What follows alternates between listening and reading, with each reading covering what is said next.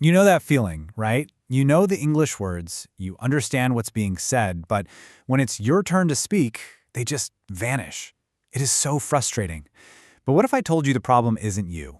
Today, we're going to dive into a totally new way of thinking that completely flips the script on what it means to be fluent. Yeah, this probably hits really close to home for a lot of you. It's that moment, that awful pause where you freeze up, even when the words are right there on the tip of your tongue. And you know what? That's a super common feeling for language learners everywhere. And this is so important. So listen up. You are not alone in this. And it is not your fault. That struggle you're feeling, it's not some personal failure. The whole argument here is that the issue was never with you, the student. The real problem is the method you were taught. So let's break that down. For years, the way we've been taught languages has been, well, kind of backward. It's time we put that old, broken approach side by side with a new philosophy that actually works. And this slide just lays it all out, doesn't it? The old way is all about memorizing phrases, being terrified of making a grammar mistake, and focusing only on speaking. But the new way?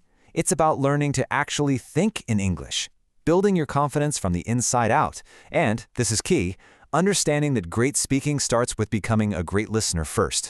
And this right here, this is the whole point. That anxiety you feel, that freezing up, it's a direct result of a system that taught you to chase perfection instead of just making progress, a method that cared more about speaking than it did about understanding. Honestly, it kind of sets you up to fail. Okay, so this brings us to the biggest aha moment of all. If you want to become truly fluent, you have to completely change your goal. It's about so much more than just the words that come out of your mouth. Which kind of begs the question, right? If the goal isn't just about speaking perfectly, then what are we even doing? What is the real end goal when we're trying to learn a new language? And here's your answer. True communication is like a three-legged stool.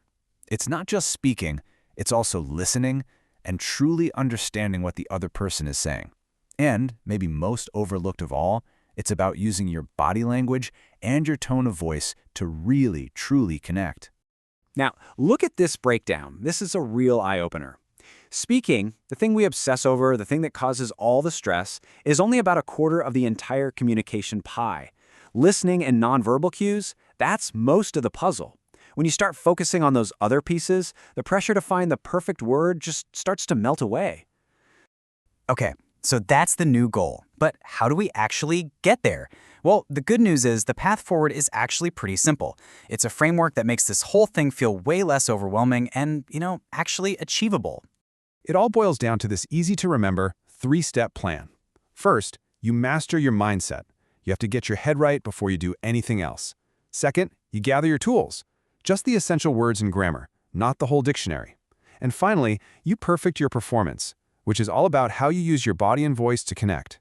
It's a path that starts inside you, gives you what you need, and then shows you how to bring it all together.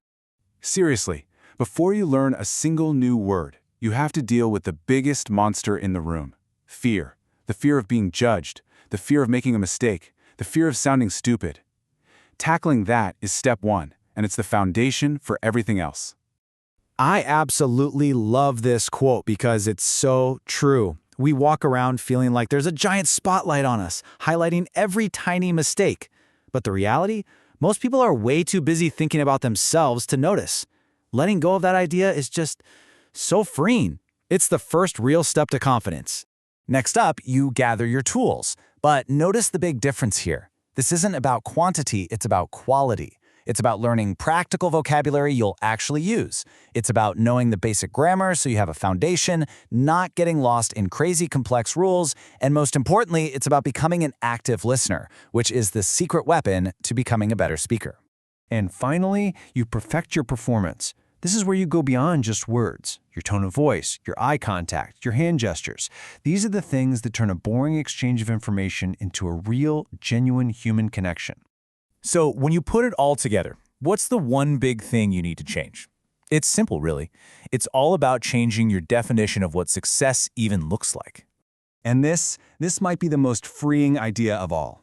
Just let this sink in. Stop chasing perfect grammar. Stop chasing a flawless accent. Start chasing connection.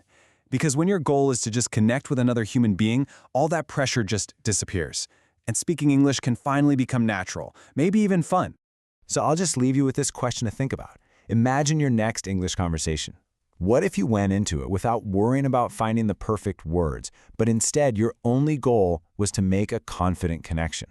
Just think, how would that change everything for you?